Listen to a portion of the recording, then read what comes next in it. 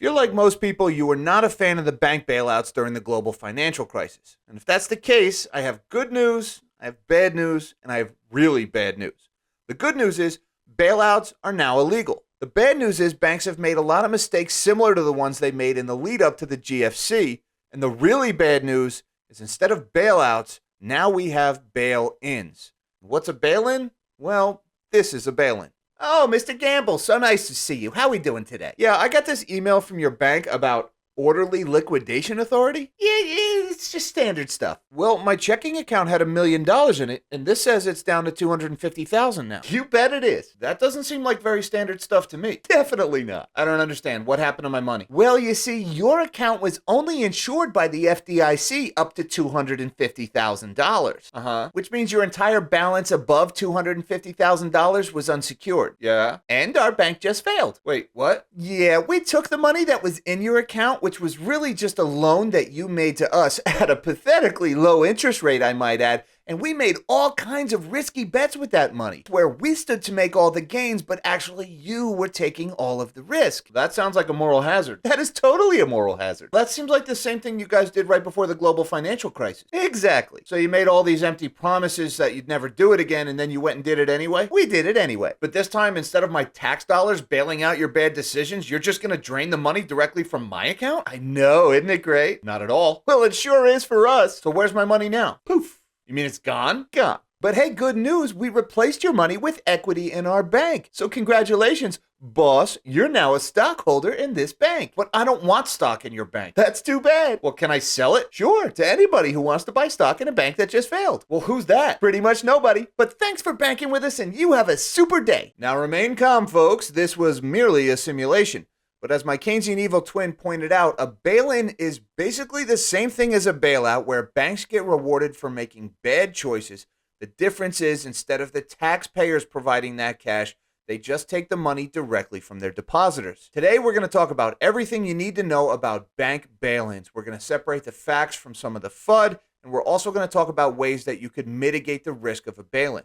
But before we do that, I want to talk about today's sponsor, Patriot Gold Group. Now, history has shown that the only way the Fed can fight inflation is by causing a recession. And you don't have to take my word for it. Listen to what Neil Kashkari, the president of the Federal Reserve Bank of Minneapolis, had to say just yesterday on this very subject. The challenge, of course, is typically when the central bank raises interest rates to cool down inflation, most of the time it leads to a recession. And so we would like to avoid a recession, but we know we have to get inflation down. Getting inflation down is job one. So the Fed is telling us here in no uncertain terms, they are going to cause a recession to fight inflation. And if that's the case, then one of the best ways you can protect yourself is through the ownership of precious metals like gold and silver. And if you're still not convinced, just look at the last recession. In 2008, when the housing market and the stock market crashed, the price of gold went from $800 an ounce to over $1,600 an ounce in the following 2.5 years. Patriot Gold Group is a Consumer Affairs top-rated gold IRA dealer 6 years in a row. So do yourself a favor and call 1-888-988-5401 or go to nsfgold.com. I'll put that link down below. Get your free investor guide and be sure to ask about their no-fee-for-life IRA, and of course, be sure and tell them nobody sent you. So let's talk about some of the important details and facts about bank bail-ins. Now, the simplest definition of a bail-in, at least in the United States, is when a bank on the brink of failure has its debt converted into equity. Now, that might sound harmless enough, but you need to realize your money in the bank is the bank's debt. In this scenario, you could see a portion of your balance disappear and in its place find nearly worthless stock in a bank that just failed. Now, if your combined balances in all your accounts at any given bank don't exceed $250,000, then chances are your money is entirely covered by the FDIC. But don't let your guard down just yet. There's some really important details that you need to understand about how the FDIC insurance works, so stick around until the end. You're not going to want to miss this part, even if you think it doesn't apply to you.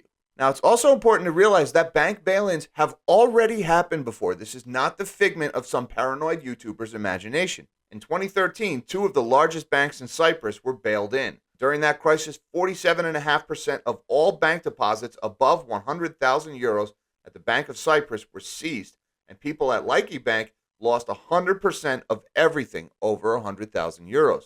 Depositors at those two banks in Cyprus lost billions of euros. And keep in mind, Cyprus is not that big of a country, folks. It's got a population roughly the size of Montana. Oh, and on top of that, even for people who had insured accounts below that 100,000 euro threshold, similar to the FDIC here in the States, there was a 6.75% tax levied on even their insured deposits. So even people who thought they were covered ended up paying a heavy price. Would the FDIC do something similar here in the States? Well, it's the 2020s, folks. Place your bets. Now, in 2010, President Obama signed into law the Dodd-Frank Wall Street Reform and Consumer Protection Act. And since then, bail-ins have been legal in the United States. Among the many provisions in Dodd-Frank was the creation of something called the Orderly Liquidation Authority. More specifically, Title 12 of the Code of Federal Regulations, Part 380. Now, under this law, any depositor with an account at a bank that is in excess of the FDIC insured amount has basically been reduced to an unsecured creditor for that bank, dead last in line to be paid back. And if there's not enough money to cover deposits, which there almost certainly wouldn't be in the event of a bank failure, then you would find some or all of your money in excess of the FDIC insured amount would be replaced with equity in that bank, which is basically worthless stock. Now, the Dodd-Frank Act was a huge and sweeping reform bill. There was all kinds of other provisions in there. For example, existing shareholders in the bank would be basically wiped out in this scenario. Employee benefits such as health care and retirement plans, they're protected. And of course, the fan favorite provisions to claw back compensation to executives if those executives are deemed to be directly responsible for the failure of the bank. And there's a 2-year horizon attached to that provision. However, in the case of fraud, there is no time limit.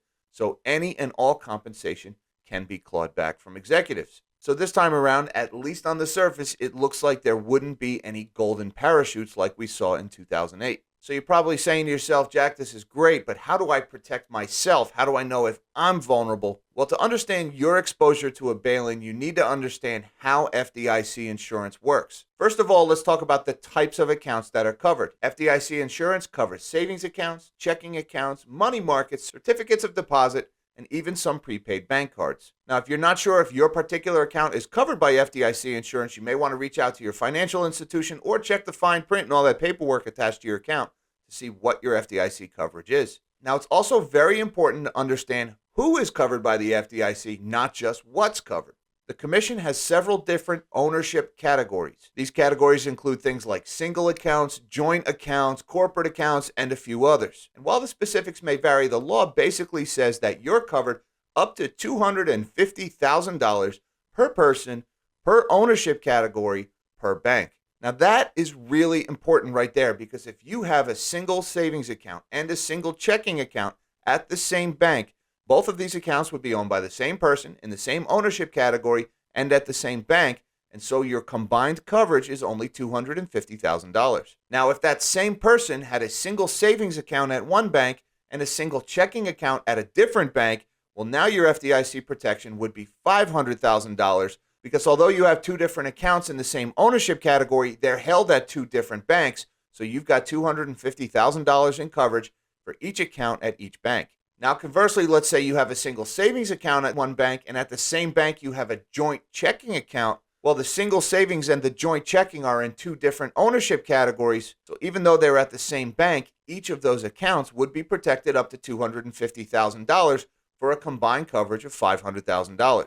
So it's important to understand your risk and to spread that risk out. By not having too many accounts in the same category at the same bank, you can maximize your FDIC coverage and reduce your risk. I'll put a link down in the description below to the FDIC website where you can see all the various ownership categories and the rules that govern them if you want to know more. Now, I told all you folks who fall below that $250,000 limit at the FDIC to stick around until the end for good reason. Now, while I've personally taken steps to limit my own exposure to a bank bail-in, the FDIC's insurance protection does not provide me very much comfort. And the reason for that is, how does the FDIC get its money? Now, to pay for insurance, the FDIC charges fees to banks, and those fees are pooled in the Deposit Insurance Fund, or the DIF. Now, currently, the DIF has about $120 billion in it. That $120 billion is currently insuring over $9 trillion in deposits at FDIC-insured accounts in the U.S. So should the DIF ever run dry, if the payouts to depositors ever exceed that $120 billion that's in the fund,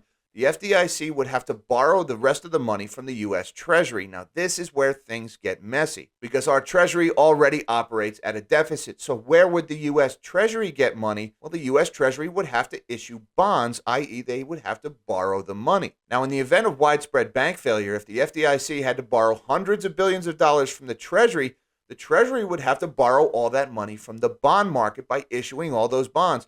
And that many bonds hitting the market, flooding it with supply, would crash the value of bonds, driving the price of those bonds down and the interest rate on those bonds higher. Well, higher interest rates could very likely lead to more bank failures, thus increasing the load on the FDIC's insurance program and increasing their need to borrow even more money. Now it's turned into a doom loop. And in this scenario, the Federal Reserve would almost certainly be forced to step in with the money printer by creating money out of thin air, using that money to buy all the bonds that the Treasury was issuing.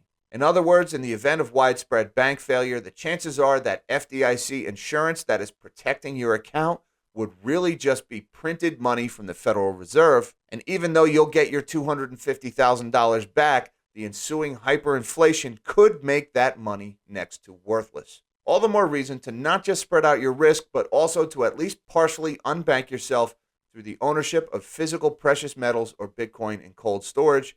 Once again, shout out to Patriot Gold Group for the sponsorship of this video. And until next time, live small and dream big.